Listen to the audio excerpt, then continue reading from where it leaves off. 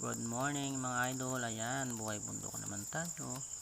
Dahil day off ko ngayon, ayan, dito naman ako sa ating munting sagingan. At ayan nga po mga idol, nagpangdilip ako dyan. Dahil sa madalas na pag-ulan, mabilis yung pagkalat ng sigatuka sa ating sagingan.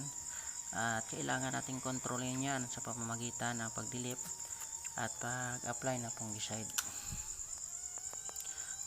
At pagkatapos dyan mga idol, sinabay ko na rin yung pag-sucker pruning or pagtanggal sa sobrang subwal sa ating saging para maiwasan natin yung paggagawan sa pataba na nilagay natin sa ating saging.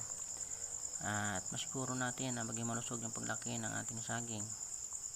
At pagkatapos nyan mga idol, nag-ban spray na rin ako at nag-bagging sa mga bunga ng saging natin para maiwasan natin yung pagka-diamond spot or pagka-reject ng bunga ng saging natin.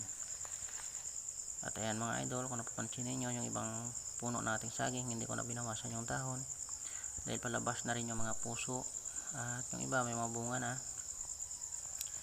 Iniiwasan natin maepektuhan yung bunga nating saging, kaya hindi natin binawasan yung kanilang madahon. At ayan po mga idol, yung ibang saging natin, lagyan natin supporter dahil para matumba na sa bigat ng kanilang mga bunga. Yan lamang po mga idol. Maraming salamat sa suporta. Thank you for watching. Bye bye.